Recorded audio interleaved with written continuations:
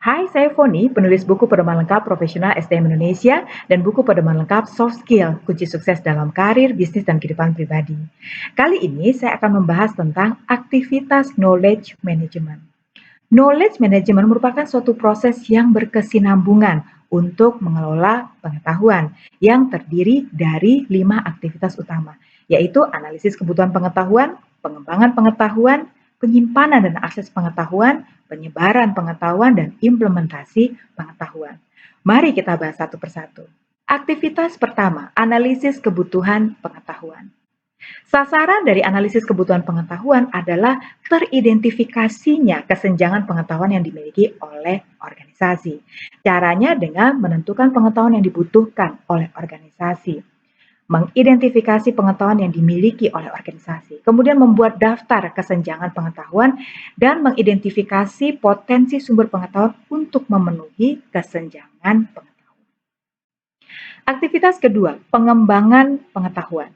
Sasaran dari pengembangan pengetahuan adalah tersedianya rekomendasi pengembangan pengetahuan dan inovasi praktek-praktek di dalam organisasi. Caranya dengan menggali tacit knowledge, kemudian mengkolaborasikan tacit knowledge menjadi satu rumusan pengetahuan secara tertulis.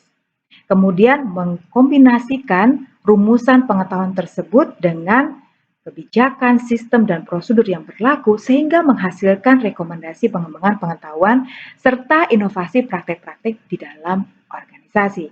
Kemudian menanamkan kembali rekomendasi pengembangan pengetahuan dan inovasi praktek-praktek tersebut ke dalam pikiran individu dan organisasi. Aktivitas ketiga, penyimpanan dan akses pengetahuan.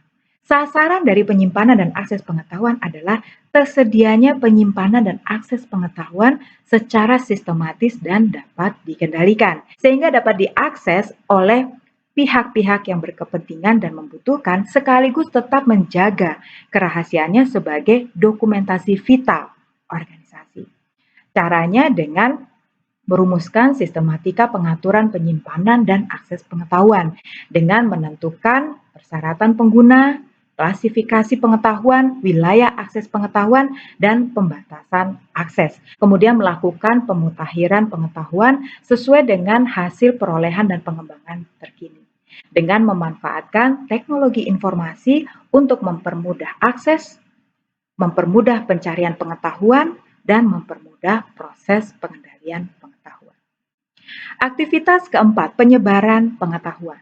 Sasaran dari penyebaran pengetahuan adalah terciptanya budaya sadar pengetahuan, belajar, berbagi, dan berkolaborasi baik secara individu maupun kelompok belajar.